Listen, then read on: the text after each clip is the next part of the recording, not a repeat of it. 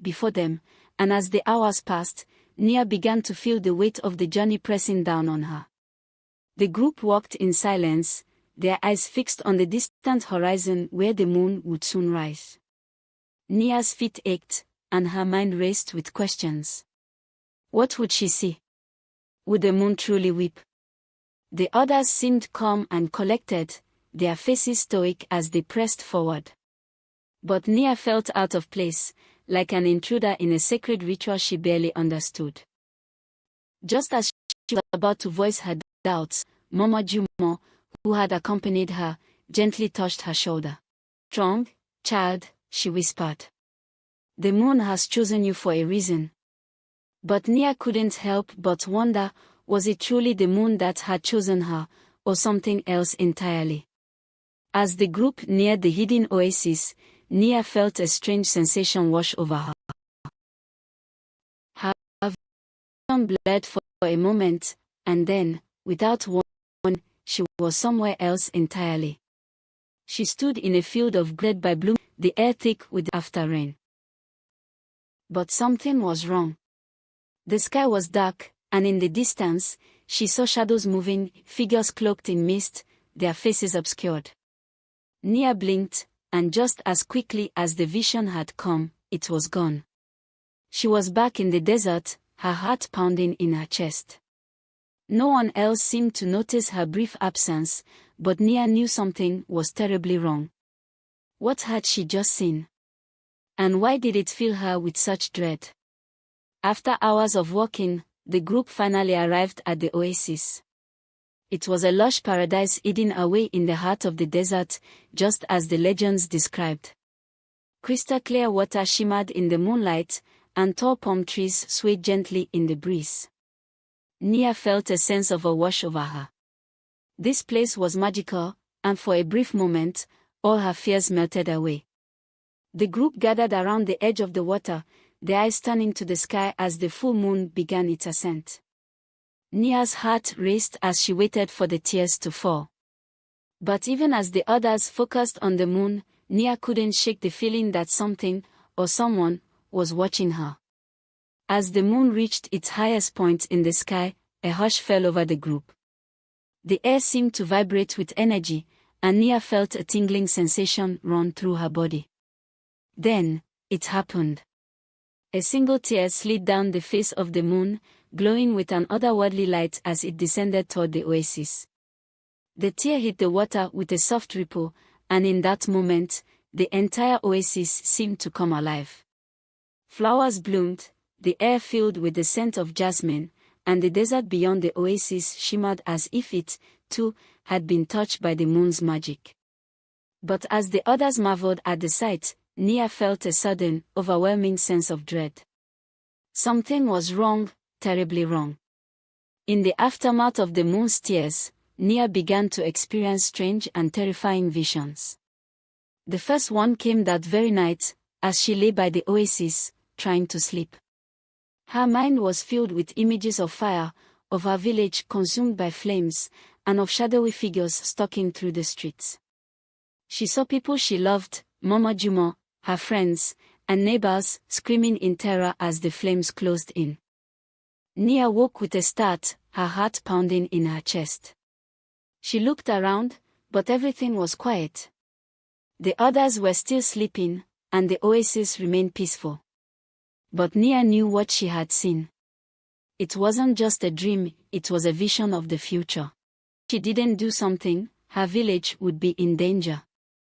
Over the next few days, Nia's visions grew more frequent and more disturbing. She saw images of drought, famine, and war. The peaceful life she had always known was being ripped apart in her mind's eye, and there was nothing she could do to stop it. Each vision left her feeling more helpless than the last, and the more she tried to understand them, the more confused she became. But it wasn't just the visions that were troubling her. Nia began to feel a presence, something dark and ancient, lurking just beyond the edge of her consciousness. It watched her in her dreams and followed her during the day. And as the days passed, she became convinced that whatever it was, it didn't want her to survive long enough to share what she had seen. One night, as Nia lay awake by the oasis, she heard a voice. It was soft, almost a whisper, but it filled her mind completely. You should not have seen what you saw, the voice said. The future is not yours to know. Nia sat up, her heart racing. The others were still asleep, unaware of the voice that echoed in her mind. Who are you? Nia whispered into the darkness. There was no response at first, but then she felt a cold breeze brush against her skin. I am the guardian of the moon's tears, the voice said. And you are not meant to live. Nia froze as the chilling voice echoed in her mind. The guardian of the moon's tears. She had never heard of such a being in the village's tales. Her heart pounded in her chest as the cold air pressed against her skin, whispering, your visions threaten the balance. You should not have been chosen. Nia clenched her fist. I didn't ask for this, she said, her voice trembling but defiant. Why was I chosen? What is happening to me? The voice remained silent for a moment before responding, you were chosen by fate, but fate is not always kind. You must forget what you've seen, or the darkness will claim you. With that, the presence vanished, leaving Nia shaken and uncertain. But one thing was clear, someone or something did not want her to survive long enough to warn the others. The following morning, Nia's behavior hadn't gone unnoticed. Her friends and the other chosen ones had seen her tossing and turning in her sleep, murmuring strange things. Concerned, Mama Jumo pulled her aside. What's happening, child? She asked gently, her old eyes searching Nia's face for answers. You haven't been yourself since the ceremony. Nia hesitated. How could she explain the visions, the voice, the impending doom? She felt a heavy weight in her chest. I don't know, she whispered. I'm seeing things, terrible things. Mama Jumo frowned but nodded in understanding. The moon's magic is powerful. It can show us both light and dark. But remember, not all that is seen should be believed. Nia wanted to believe Mama Jumo, but the terror of her visions was too real. Could they truly be just illusions? That night, Nia had another vision. She was standing at the edge of the oasis, looking out over the desert when she saw them, shadows creeping across the dunes, was moving silently. She tried to scream, but her voice caught in her throat. The shadows reached for her, their hands cold and empty.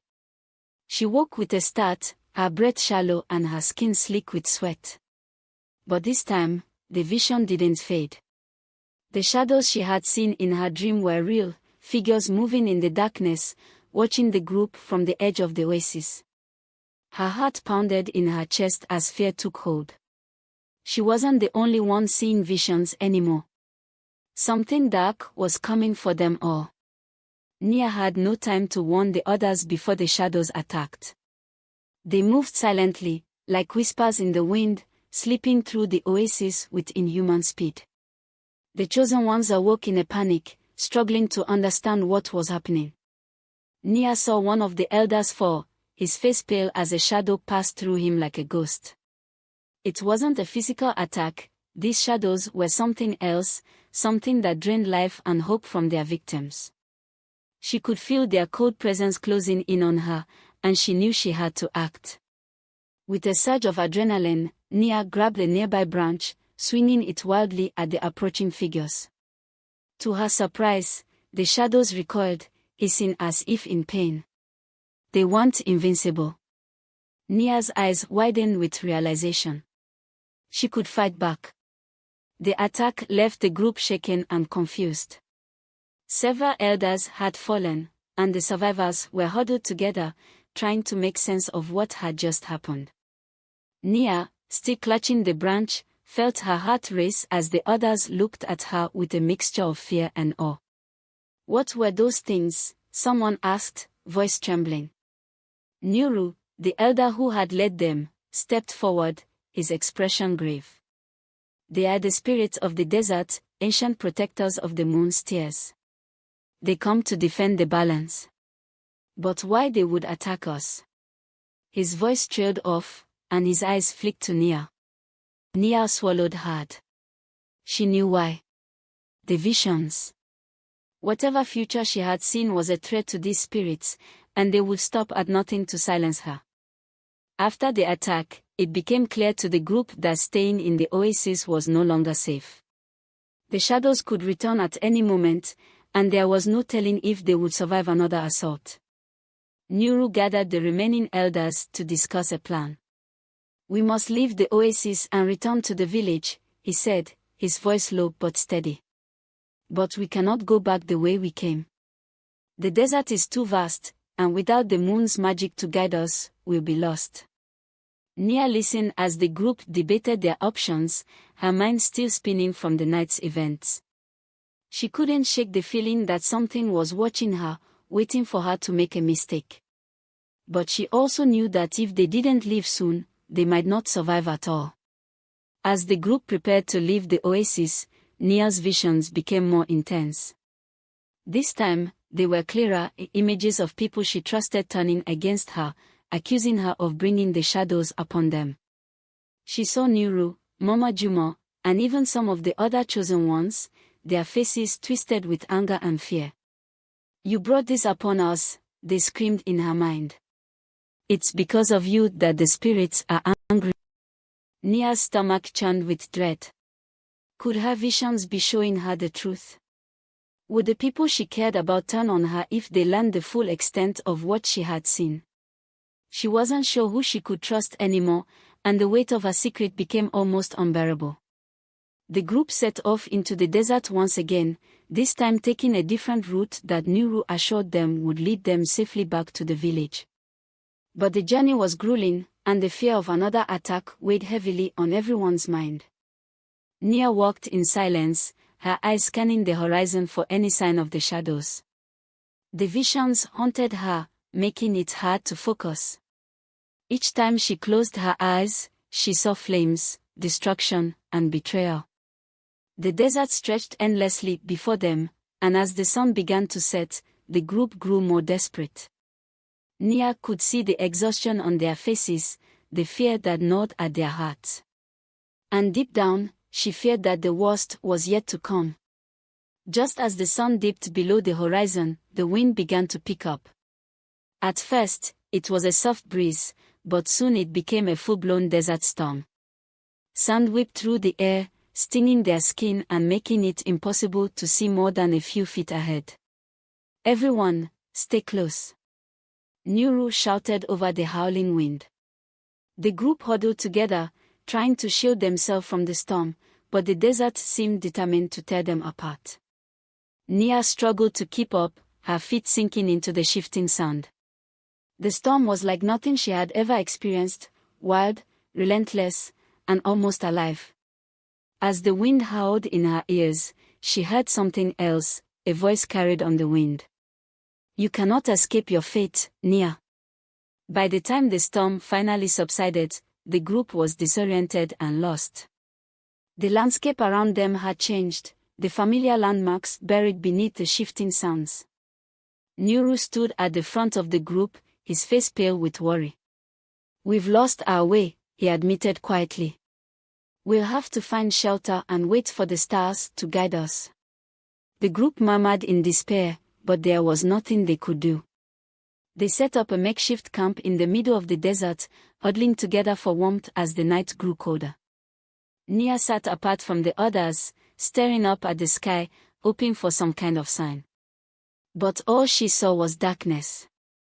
In the dead of night, as the group lay exhausted and anxious, a figure appeared on the horizon. At first, Nia thought it was another vision, a shadowy figure like the ones she had seen before. But as it drew closer, she realized this was different. The figure was cloaked in robes, moving slowly but with purpose. Nuru stood, his hand reaching for a blade, but the figure raised a hand in peace. "I mean you no harm," a voice called out, smooth and calm. "I have been watching you." The group tensed as the stranger approached. He was tall, with piercing eyes that seemed to glow in the moonlight. You are lost, he said simply, but I can help you. For a price. The stranger's words hung in the air, sending a chill through the group. Nuru stepped forward, his face hard. Who are you? He demanded. And what is this price you speak of? The stranger smiled, but it didn't reach his eyes. I am a wanderer, a keeper of the old ways. I know the desert, and I know the path that can lead you to safety. But all things come at a cost. Nia felt her heart race. There was something unsettling about this man, something that made her instinctively wary. But the group was desperate, and they had no other options. After a long, tense silence, Nuru nodded. We'll hear your price. The stranger's smile widened. One of you must stay behind. Only then will the path be revealed. A stunned silence followed the stranger's declaration. The group exchanged nervous glances, unsure of what to do. Leave someone behind. It was unthinkable. But the desert was vast, and without the stranger's guidance, they might all perish. Nia felt a surge of defensiveness rise within her. I didn't ask for this, she said, her voice tight. But I can't just ignore it. I've seen what's coming, and if we don't use this power, we'll all be destroyed. Nuru's expression hardened. Or perhaps it's the power itself that will destroy us. After days of travel, the group finally made it back to the village. But the sight that greeted them was far from the peaceful home they had left behind. The village was in turmoil. Crops had withered, the river had dried up, and the people were starving. Nia's heart sank as she saw the suffering around her. This was the future she had seen in her visions, the beginning of the end. The moon's tears had brought them visions of the future, but they hadn't prepared her for the pain that came with it. As the group approached the village square, Nia noticed the stares from the villagers. They looked at her with fear and suspicion, as if they knew she was different, that she had been marked by something beyond their understanding. The group was summoned to meet with the village elders, who were desperate for answers. They had heard rumors of the moon's tears, of the spirits, and of the dark forces that now plagued their land. You were supposed to bring hope, one of the elders said, his voice trembling. But instead, you've brought this curse upon us. Nia felt the weight of their accusations like a stone in her chest. She wanted to explain what had happened, to tell them about the visions and the power of the crystal. But she knew they wouldn't understand. They were afraid of the unknown, afraid of the future. And deep down, Nia feared they might be right. As the village struggled to cope with the growing famine, the shadows returned. This time, they were more numerous, more aggressive, sweeping through the village like a dark tide. Nia's visions had shown her this moment, but knowing didn't make it any easier. The villagers fought back as best they could, but their weapons were useless against the spectral forms. Nia knew what she had to do. She grabbed the crystal from her bag and held it up, feeling the power surge through her once more. The shadows hesitated, as if sensing the strength within her. But instead of retreating, they surged forward, drawn to the crystal's energy. Nia's heart raced as she realized the terrible truth: the crystal wasn't a weapon. It was a beacon. As the shadows swarmed the village, the people began to turn on Nia. They saw the crystal in her hands, glowing with unnatural light, and they connected it to the attack. It's her, someone shouted. She's the one who brought this upon us. Panic spread like wildfire, and soon the village was in chaos. Nia tried to explain, to tell them that she was trying to help, but no one would listen. Even Mama Juma, who had raised her, looked at her with fear in her eyes. Nia felt a crushing sense of isolation. The visions of betrayal had come true. She was alone, and the village she had once called home had turned against her. With the village in turmoil and the shadows continuing their assault, Nuru made a difficult decision. We must leave, he told the remaining elders. If we stay here, we will all perish. A small group of survivors gathered what little they could carry and prepared to leave the village. Nia, feeling the weight of guilt on her shoulders, followed silently. She knew that the shadows were drawn to the crystal, and that as long as she held it, she would never be safe. As they left the village behind, Nia looked back one last time. The place she had once called home was now a memory, lost to the darkness that had consumed it. In the midst of their journey through the wilderness, the familiar cold presence of the guardian spirit returned. This time, it appeared not as a voice, but as a figure, tall, dark, and wreathed in shadows. "You still cling to the crystal," it said, its voice a whisper that cut through the night air. "But it is not too late to undo the damage you have caused." Nia felt a surge of defiance. "Undo the damage? You're the one who sent the shadows." The spirit's eyes glinted in the moonlight. "The shadows are a consequence of your choices, not mine. Surrender the crystal, and I will stop the darkness from spreading further." Nia hesitated. Could she trust the spirit? Or was this just another trap? The spirit's offer weighed heavily on Nia's mind. If she surrendered the crystal, would the shadows really stop? Or was the spirit lying to her, trying to take the power for itself? The others watched her, waiting for her decision. Nuru approached her, his expression serious. "This is your burden, Nia," he said quietly. "But remember, power always comes with a price." Nia looked at the crystal, glowing faintly in her hands. She had seen what it could do, the destruction it had caused. But she had also seen glimpses of its potential to protect, to save. With a deep breath, she made her decision. Nia held the crystal tightly, her heart pounding in her chest. She stepped forward, meeting the spirit's gaze. "If I give this to you," she said, her voice steady, "you must promise to stop the shadows. Promise to protect the people I love."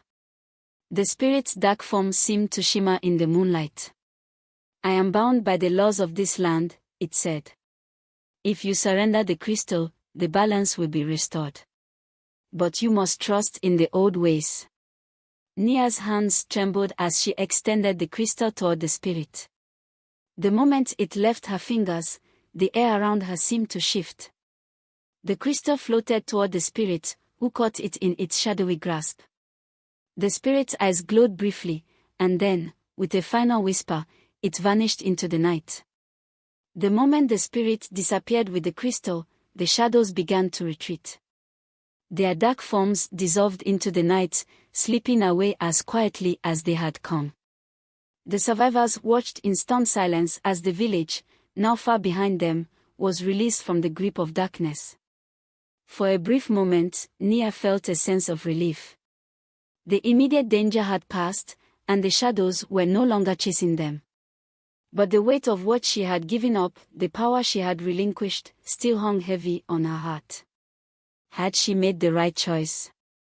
With the shadows gone, the group found themselves in a rare moment of peace. They set up camp in a secluded valley, far from the village and the desert, where they hoped to regroup and plan their next move. But even in this peaceful place, tension lingered. Nia could feel the distrust in the air, the unspoken fear that still gripped the survivors. They had seen what the crystal could do, and they knew that its power had come at a cost. Nia kept to herself, unsure of her place among the group. She had given up the crystal, but the visions hadn't stopped. And now, without the power to protect herself, she felt more vulnerable than ever. As the days passed, it became clear that their peace would not last. Strange things began to happen in the valley, animals behaving erratically, the weather shifting without warning, and unsettling dreams that plagued the survivors. Nia felt the presence of something dark and ancient, watching them from the shadows. It wasn't the spirit of the desert this time, it was something else, something older and more dangerous. The balance had been restored, but at what cost? One night, Nia had a vision unlike any she had experienced before. Instead of the future, she saw the past, a time long before the village, before the moon's tears had become a legend. She saw a great kingdom, thriving in the heart of the desert, ruled by powerful beings who wielded the very magic of the moon. But their power had grown too great, and the balance had been shattered. The spirits had risen against them, and the kingdom had fallen into ruin, buried beneath the sands of time. When Nia awoke, she understood. The power of the moon's tears was too great for any one person to control. That was why the spirits had gathered it so fiercely. And that was why she had been chosen. As Nia pondered her vision, the spirit returned once more. This time, it did not come with threats or demands. It appeared quietly, its form less menacing than before. "You have seen the truth," it said. "The power of the moon's tears is not meant to be held by mortals. But now, you must face a choice." Nia felt her heart race. What choice? The spirit's eyes glowed softly. The balance of the world is fragile. The power of the moon's tears must remain hidden, or it will bring ruin once more. But to keep it hidden, you must sacrifice something dear to you. Nia swallowed hard. She had already given up the crystal. What more could the spirits want from her? The spirit's words weighed heavily on Nia's mind. What could she possibly sacrifice that would keep the balance intact? She had already given up the crystal and the power it held. Was that not enough? The spirit's gaze was unwavering. "You must sacrifice your future," it said softly. "The visions you have seen, the life you wish to protect, all of it must be relinquished." Nia's heart sank. Her future. Her dreams of saving her village, of leading a peaceful life. Could she really give that up? But deep down, she knew the answer. The future she had seen was not hers to control. It was the power of the moon's tears that had given her the visions, and now that power had to be relinquished. Before Nia could make her decision, the spirit granted her one final vision. This time, she saw the world as it would be if the power of the moon's tears was allowed to remain unchecked. Destruction, chaos, and suffering spread across the land, with no hope of redemption. But then the vision shifted, showing her a world where the power was hidden, where balance was restored. It wasn't a perfect future, but it was one where her people could survive, where the land could heal.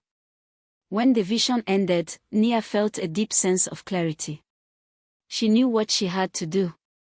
Nia stood alone at the edge of the valley, the spirit by her side. The weight of her decision pressed down on her, but she knew it was the only way to protect those she loved. "I'm ready," she said quietly, her voice steady. The spirit nodded, its form shimmering in the moonlight. "You will no longer see the future," it said. "Your visions will fade, and the power of the moon's tears will be lost to you. But in doing so, you will restore the balance." Nia closed her eyes, taking one last deep breath. She had spent so long fighting to protect her people, to change the future she had seen. But now, she understood that true power wasn't in controlling the future, it was in letting go. The moment Nia made her decision, a wave of calm washed over her. The spirit extended a hand, and with a soft touch, it removed the power of the visions from her mind. Nia felt a strange emptiness, but also a sense of relief. For the first time in what felt like forever, the constant barrage of images and warnings was gone. The world around her seemed quieter, more peaceful. The future was no longer her burden to bear. The spirit gave her a final nod before fading into the night, leaving Nia alone with her thoughts. She had given up her gift, but she had saved the world from a much darker fate. With the visions gone and the power of the moon's tears relinquished, Nia returned to the camp. The others could sense the change in her, though they didn't know the full extent of what had happened. Nuru approached her, his face softening as he placed a hand on her shoulder. "You did what had to be done," he said quietly. "You've protected us all." Nia nodded, though a part of her still mourned the loss of the power she had once held. But she knew it was the right choice. Now, she could focus on rebuilding, on helping her people without the burden of the future weighing her down. Over the next few days, the survivors began to rebuild their lives. The valley they had settled in was fertile, and with time, they would be able to create a new home.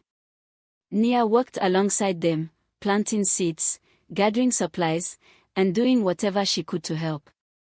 The others began to trust her again, though there were still whispers of the power she had once wielded. But Nia didn't mind. She was content with her place among them, no longer burdened by the fear of what was to come.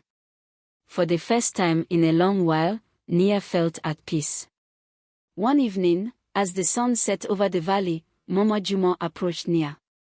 Her old eyes twinkled with warmth as she took Nia's hands in her own.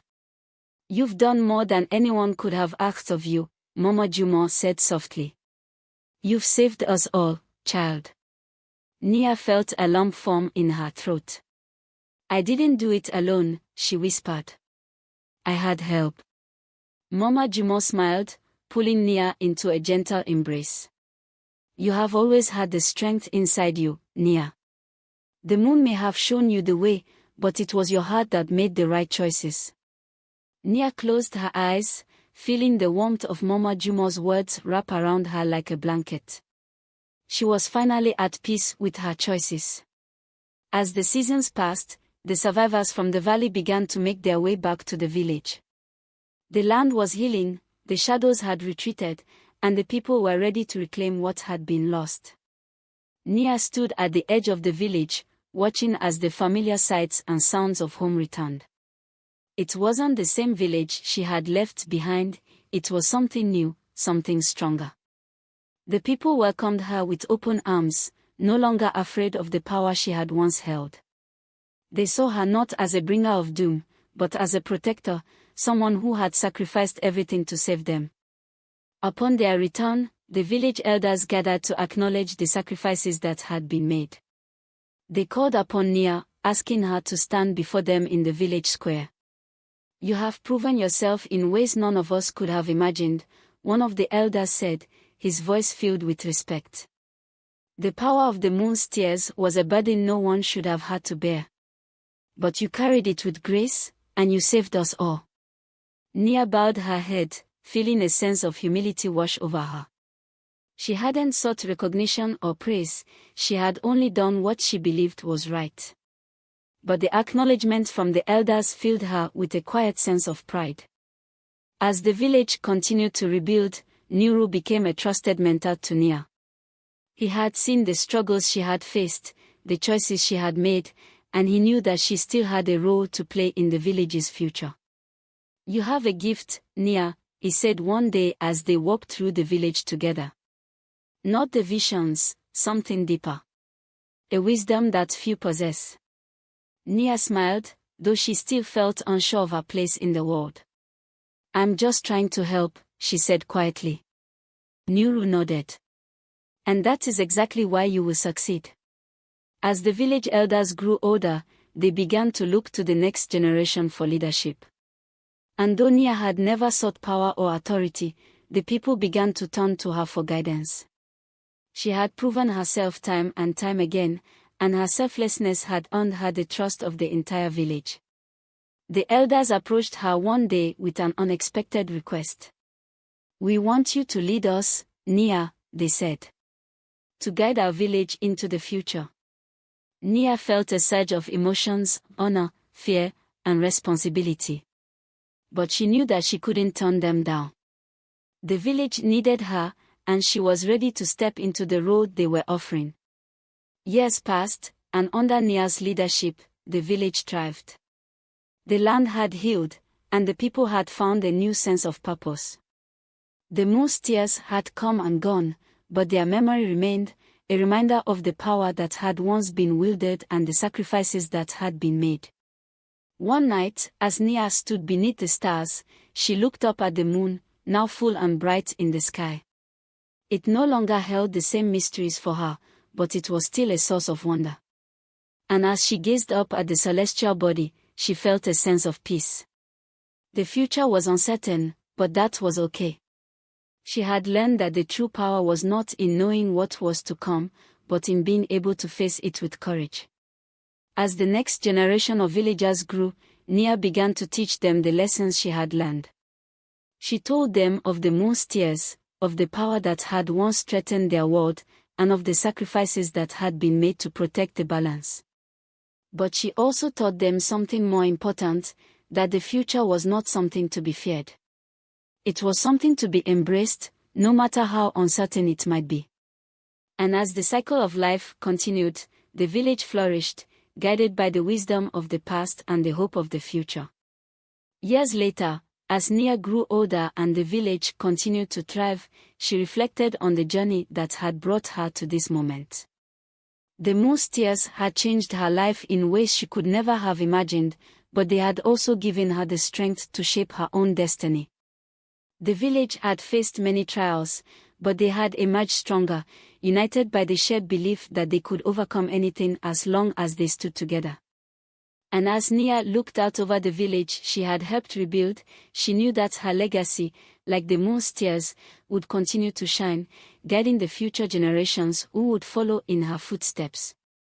The story unfolds in the lush and vibrant village of Oyo, nestled between rolling hills and dense forest. The village is surrounded by tall, swaying palm trees, colorful flowers, and the sweet scent of ripe mangoes. A sparkling river flows nearby, where children often play and fish swim gracefully.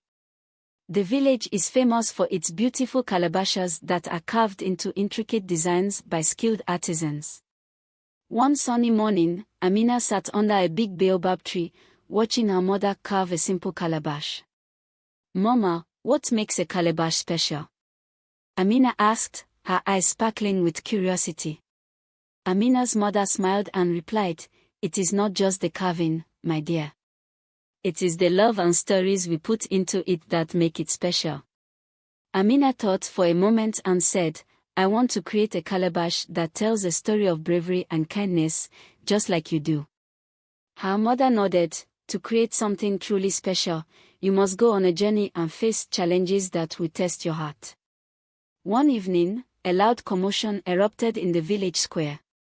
Amina rushed to see what was happening. She found villagers gathered around the chief, who looked worried.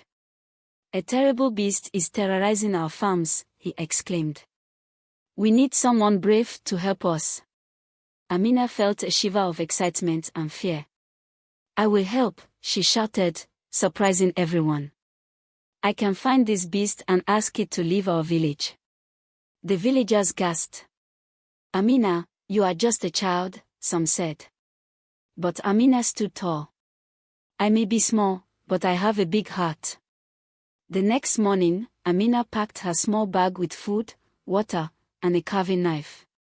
She set off toward the dark forest where the beast was said to live. As she walked, she admired the beauty around her. Colorful birds flew overhead, and monkeys chattered in the trees. Suddenly, Amina heard a rustling sound. She turned and saw a tiny tortoise struggling to climb a rock. "Hello, little one. Do you need help?" Amina asked. The tortoise looked up, tired. "Yes, please. I am trying to reach the water, but I am too slow." Amina gently lifted the tortoise and placed it on a rock near the river. "Thank you, kind girl," the tortoise said. "In return, I will give you a gift." It pulled out a shimmering pebble. "This stone will help you when you face the beast." Amina continued her journey, feeling a mix of excitement and fear. As the sun began to set, she reached a clearing where a large, shadowy figure loomed. It was the beast. It had bright orange fur and glowing red eyes, but as Amina approached, she noticed it was not as fearsome as everyone said. "Who dares enter my territory?" the beast growled, its voice deep and rumbling.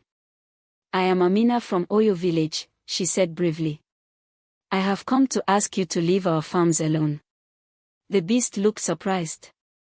"Why should I? I am hungry, and the farms are all I have to eat." Amina thought quickly. "What if I can help you find food that doesn't belong to the villagers?" There are many other places rich with fruits and nuts in the forest. You don't have to scare my people anymore. The beast paused, its red eyes softening. You would do that for me? Yes, Amina replied, her heart pounding. But you must promise to leave our farms alone. The beast considered her words. Very well, little girl. Show me these places, and I will agree to your terms. Amina led the beast deeper into the forest, showing it where the mango trees grew in abundance and where the wild nuts fell from the towering oak trees. They spent the day exploring together, sharing stories and laughter. The beast, whose name was now revealed to be Tond, was not as fearsome as the villagers had believed. He loved to play and had a gentle spirit. As the sun began to set, Tond turned to Amina. You are brave and kind, Amina. I have never met anyone like you. I promise to keep my word and stay away from your village's farms. Amina smiled. And I will visit you often so we can explore together. Amina returned to the village as the stars began to twinkle in the night sky. The villagers gathered around, eager to hear about her adventure. I have made a new friend, she announced proudly. The beast is actually very gentle. He has promised to stop bothering our farms. The villagers were astonished. You mean to say you befriended the beast? The chief asked, his eyes wide. Yes, Amina exclaimed. Ton will find his food in the forest instead. He just needed someone to help him. The villagers were skeptical, but Amina's mother believed her. Sometimes, the things we fear most are not what they seem. You have shown great courage, my daughter.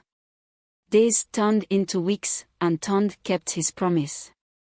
The farms were safe, and Amina visited him often. They shared stories, played games, and Amina learned many things about the forest. Tond taught her about the plants, the animals, and even how to listen to the whispers of the wind. One day, as they were resting under a giant baobab tree, Tond said, Amina, I have discovered something magical. There is a golden calabash hidden deep inside the forest. It is said to grant a wish to anyone who finds it. Amina's eyes lit up. Do you think we can find it? Yes. But be careful, the path is filled with challenges, Tond warned. Excited by the adventure, Amina and Tond set off to find the golden calabash. They ventured deeper into the forest than ever before. As they walked, they encountered many obstacles, a rushing river, a steep hill, and even a swarm of colorful butterflies that swirled around them. At the river, Amina looked worried. How will we cross? Tond smiled. Let's work together. I will help you across. With Tond's strength, they built a small bridge using fallen branches. Amina carefully walked across, cheering as she made it to the other side. We did it, she exclaimed. Next, they faced a steep hill. Let's climb together, Tond said, and they encouraged each other with every step until they reached the top. As they approached a beautiful clearing, they spotted the golden calabash sitting on a pedestal made of stones. It sparkled in the sunlight, and Amina gasped in awe. But just then, a wise old owl flew down and landed in front of them. Only those with pure hearts may take the calabash, the owl hooted. What is your wish? Amina thought hard. I wish to create a calabash that tells the story of bravery and kindness, so that everyone in my village can remember that friendship can overcome fear. The owl nodded, impressed. You have shown great wisdom, young one. The calabash is yours. As Amina reached for the golden calabash, she felt a warm glow envelop her. In that moment, she knew her wish was granted, not just for the calabash itself, but for the lessons she had learned along the way. When Amina returned to the village with the golden calabash, everyone gathered around, amazed by its beauty. She shared her story of Tond and the lessons she learned about courage, friendship, and understanding. The villagers were inspired. They realized that some fears can be overcome with kindness. Amina's calabash, symbol of unity in the village, reminding everyone that it is essential to look beyond appearances and to help those in need. As the sun set over Oyo village, Amina smiled at Tond, who watched from the edge of the forest. "Thank you for being my friend," she called out. "Thank you for believing in me," Tond replied, his eyes shining with gratitude. Years passed, and Amina grew into a wise woman, known for her beautiful carvings and her brave heart. The golden calabash sat proudly in the village square, telling the story of a young girl who faced her fears and made a friend in the most unexpected place. As the years flowed by, Oyo village flourished, and its people thrived. Amina became a well-respected elder, admired not only for her beautiful calabashes but also for her wise counsel. Every year, the village held the Festival of Unity to celebrate the friendship between humans and the creatures of the forest, especially Tond the beast.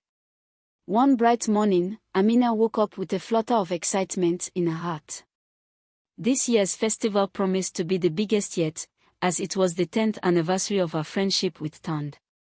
Villagers were busy preparing colorful decorations, cooking delicious foods, and crafting beautiful garments for the celebration.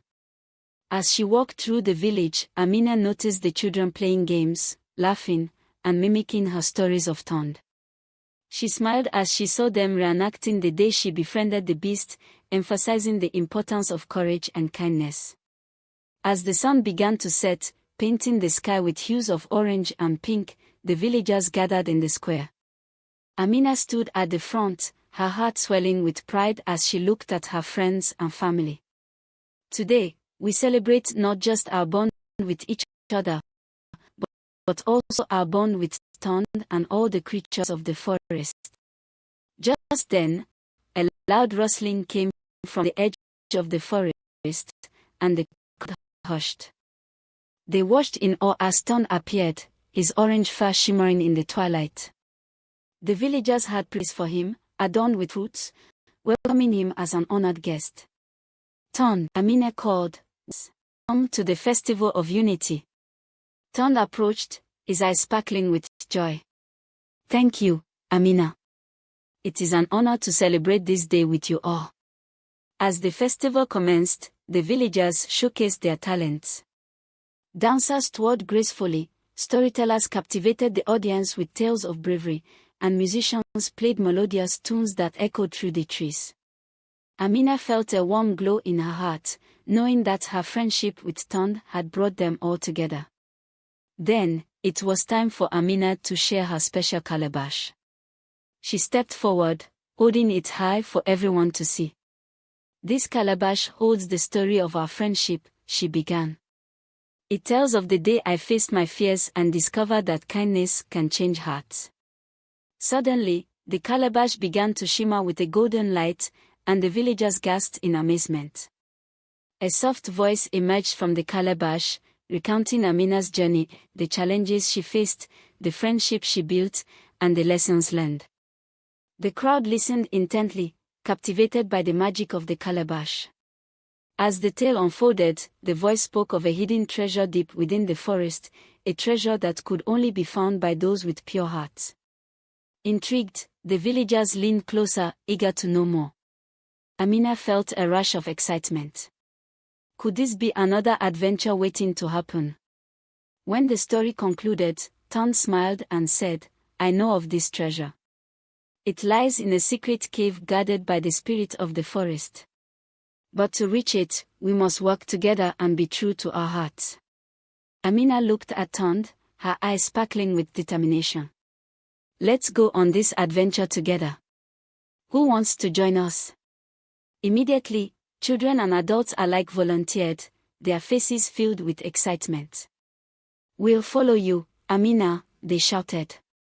With Tond leading the way, the group ventured into the forest, with Amina at the front. They walked through thick bushes, crossed streams, and climbed hills, all the while sharing laughter and stories. As they neared the cave, the atmosphere changed.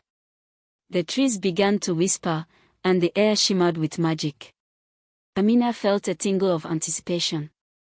"Are we close?" she asked Tond. "Yes, he replied. But we must be careful. The spirit of the forest will test our hearts.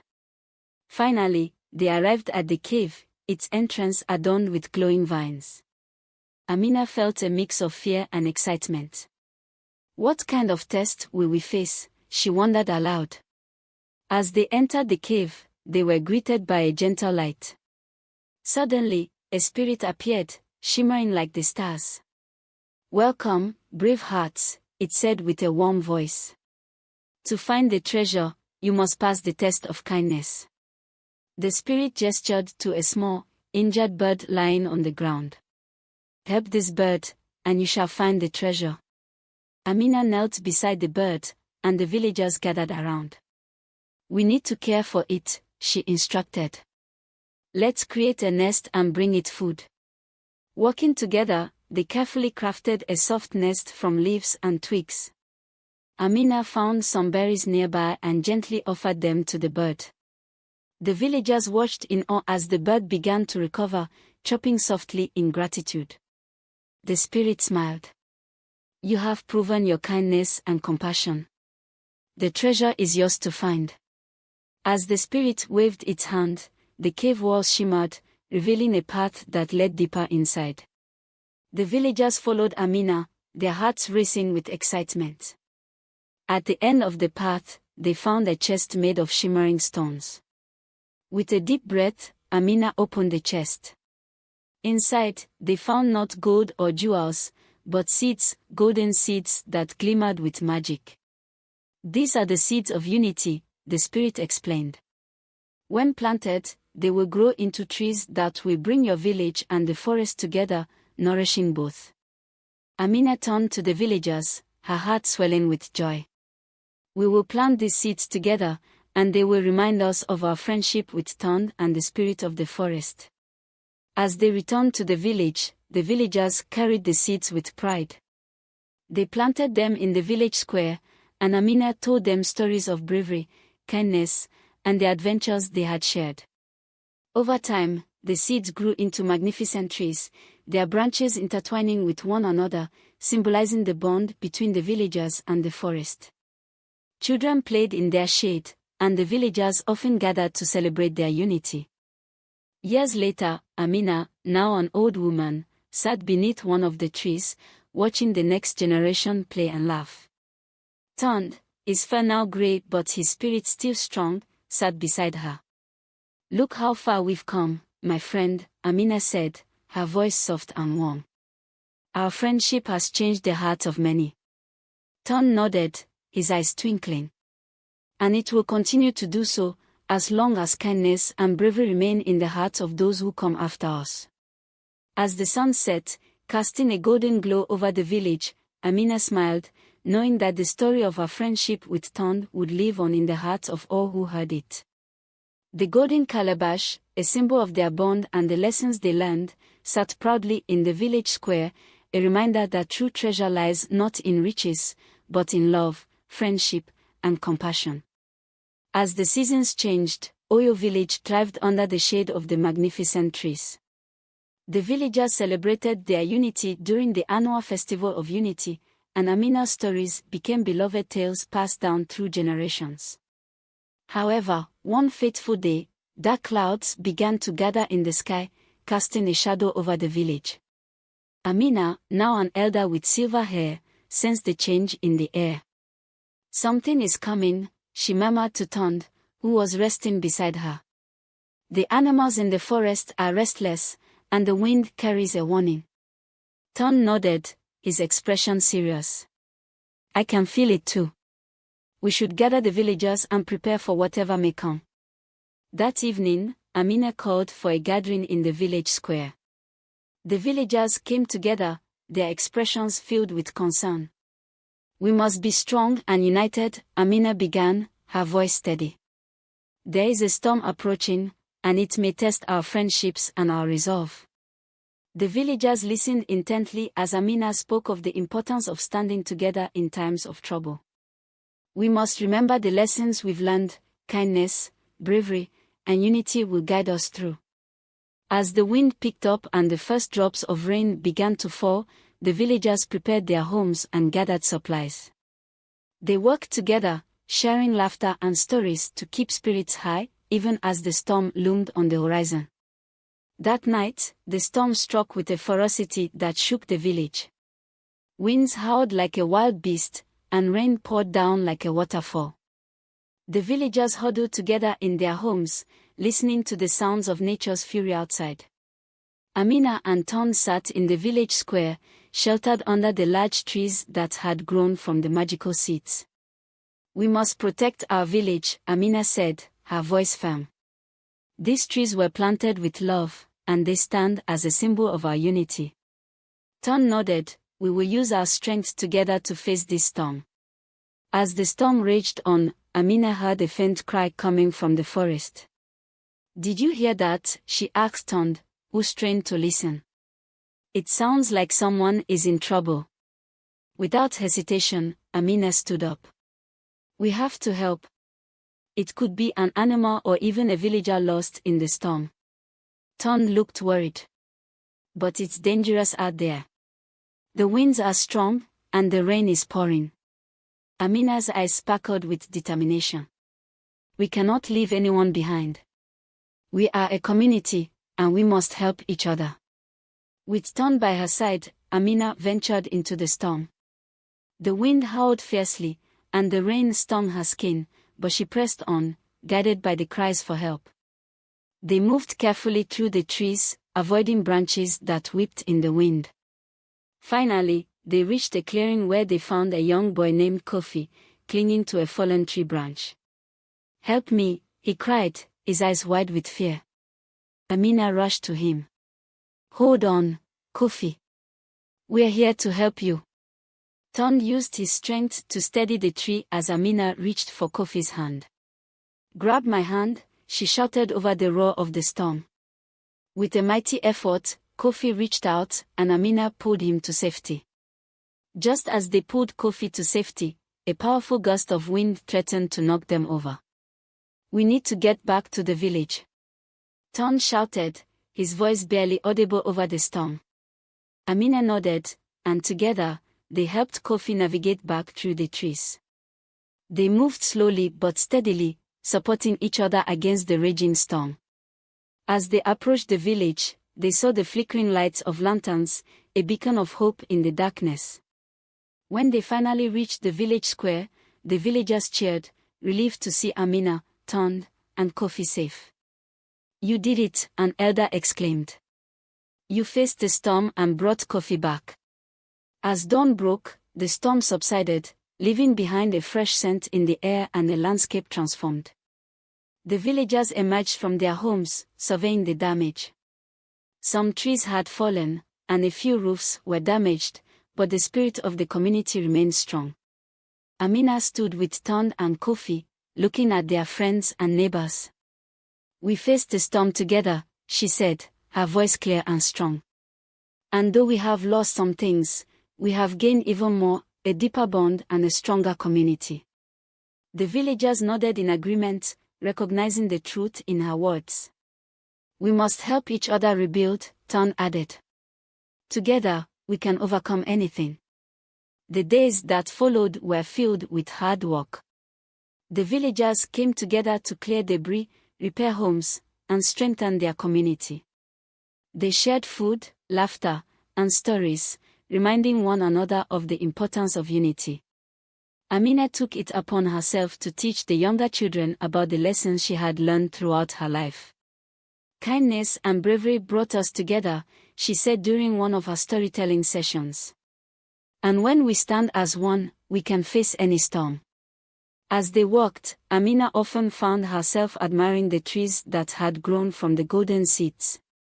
They stood tall, a testament to their resilience and the bond they had forged. With the village rebuilt and stronger than before, Amina proposed a special gathering. "Let's hold a festival of resilience," she suggested. "Our strength and unity in the face of adversity." The villagers enthusiastically agreed, and preparations began. They decorated the village with colorful fabrics, baked delicious foods, and crafted beautiful ornaments from the fallen branches branches of the trees. On the day of the festival, they lived in the square, filled with joy and gratitude. Amina stood before them, her pride. Today, we not only celebrate our resilience but also the friendships that have grown through every challenge we've faced. As the festival commenced, a gentle breeze swept through the village, carrying with it the sound of laughter and music. Just then, a familiar figure appeared at the edge of the clearing, turned, with a proud smile on his face. "Amina," he called, his voice echoing through the square. "I have a surprise for you and the villagers." Curiosity filled the air as Tund led them to a hidden area in the forest. There, they discovered a stunning grove filled with trees that bore unusual fruits, shimmering under the sunlight. "These are the fruits of unity," Tund explained. "They grow where friendship thrives. Let's share them with everyone." The villagers cheered, excited to taste the magical fruits that symbolized their bond. As they celebrated together, they realized that their friendship had not only survived the storm but had flourished, bringing new blessings to their lives. As the sun set over Oyo village, casting a golden hue on the festivities, Amina felt a deep sense of fulfillment. She looked around at the smiling friends, the laughter of children playing, and the vibrant trees that stood as a reminder. Together, she said, raising her voice above the joyous sounds, "We have created a legacy of love, kindness, and resilience. Let this festival remind us that no matter the storms we face, we will always stand together." With Tund by her side, Amina knew their story would continue to inspire future generations. The golden calabash remained in the village square, a symbol of the friendship forged between a brave girl and a gentle beast, teaching all who heard it that true strength lies in unity and love. Moral of the story: in the face of challenges, the bonds of friendship and community can guide us through the toughest storms. Together, we can create a legacy of resilience that nurtures and inspires future generations.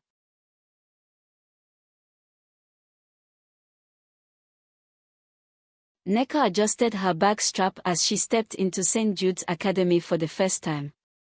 The sprawling, colonial era building loomed over her, its walls covered with creeping ivy and age-old rust, a strange mix of beauty and dread.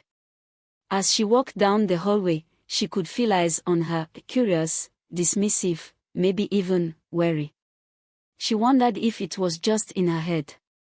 She was a newcomer, after all, having just transferred from a smaller school in Owerri to Lagos. Her mother, a strict businesswoman who'd just taken a new job in the city, had assured her St. was the best school around. But there was something off about the place. She didn't shake the feeling, as held secrets. Her first day passed uneventfully, until lunch. She noticed a group of girls gathered at the corner of the cafeteria. They had a magnetic presence, exuding confidence, subtle, almost sinister. Their leader, a tall, slender girl in as named Edeora, looked like she belonged on a throne. As Nneka watched, Edeora locked eyes with her, and for a brief moment, Nneka felt a chill run down her. "Hey, new girl." A girl named Ifeoma nudged her with a grin. "Don't stare at that." Laughed, though uneasily. "Yes. They are super creepy. Some people say they do juju and Ifeoma whispered, glancing nervously in Adora's direction. Rolled her eyes. "That's just a rumor. I don't believe in witches." But hers was soon tested. That evening, as Nneka headed home, she heard steps behind her. She turned, expecting to student, but there was no one there. Felt an unnatural heaviness in the air, if eyes watched her. She hurried home, brushing it off her imagination. Yet, as days turned into weeks, the strange occurrences only increased. Books fell off shelves when she walked by, and shadows flickered at the corners of her vision. She once caught Eudora and her friends whispering in a foreign dialect, but it's melodic. Her curiosity intensified, but she couldn't ignore the warning from Ifeoma and her other new friends. One late afternoon, however, things changed. Nneka sat back in the library to finish an assignment. She heard muffled voices echoing from one of the restricted sections, a part of the school that students rarely visited. Curiosity burning crept closer. Peeking around the corner, she saw Eudora and the other girls standing in a circle, chanting.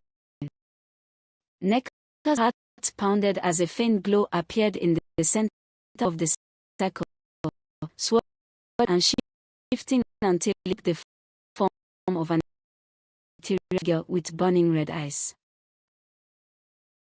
Revealed to the chosen one, Eudora intoned, her voice authority.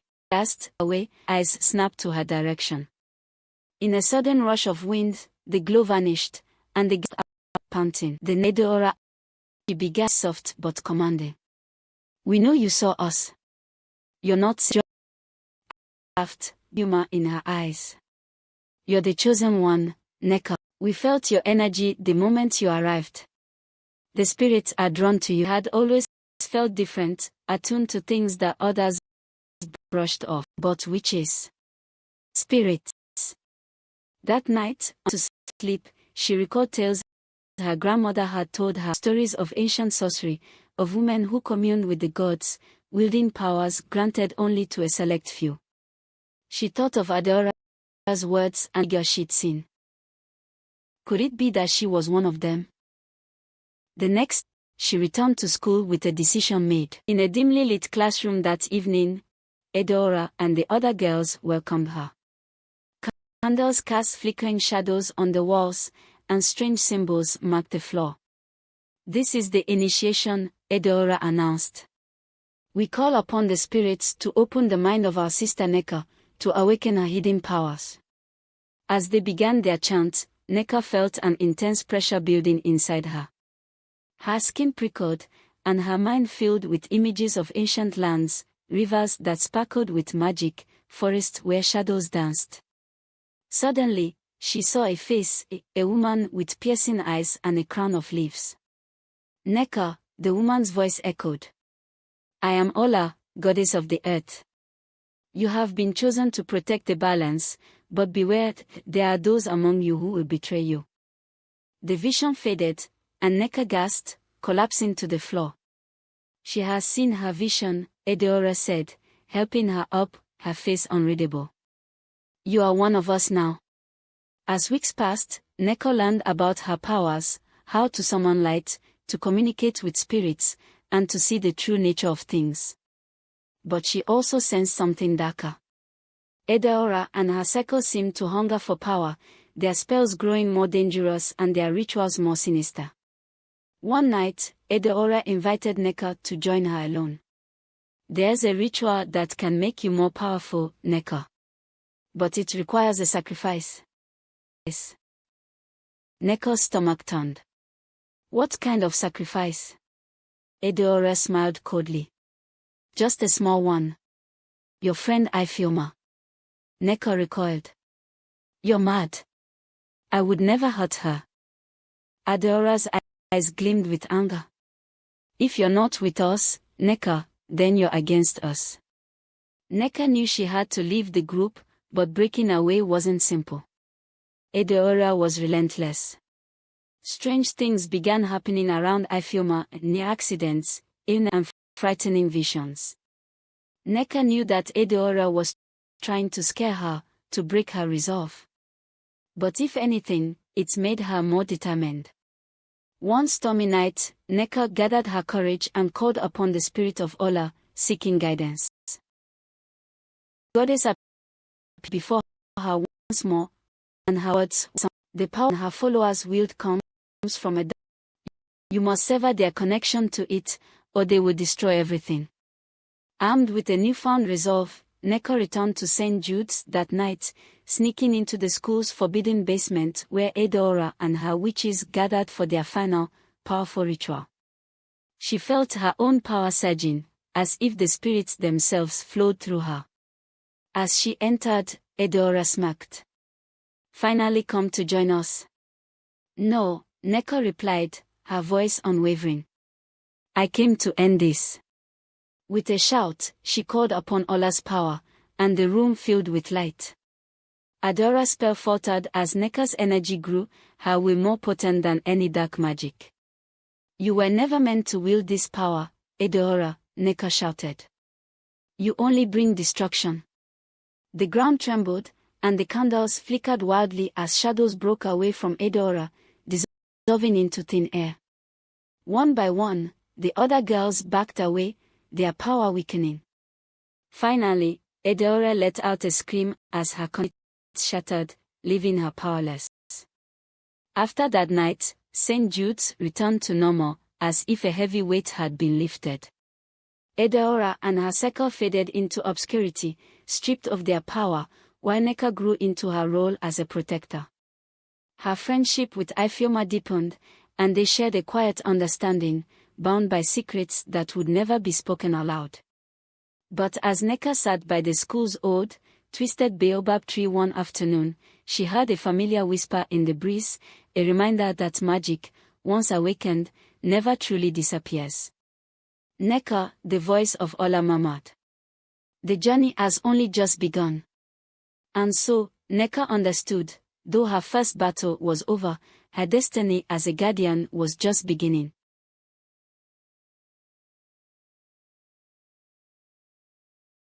In the heart of a vast kingdom, danger lurked unseen. An enemy army approached, threatening to destroy everything. But the kingdom had a secret weapon, the talking drum. This drum wasn't ordinary, it held ancient magic, able to carry messages through its powerful beat. As the enemy drew closer, the village elder struck the drum, sending a rhythmic call echoing through forests and mountains. Across the land, warriors, farmers, and townsfolk felt its beat in their hearts, calling them together. United by the people stood strong and drove the invaders away. The talking drum had done its magic, turning a beat into a call for unity, and saving the kingdom from disaster.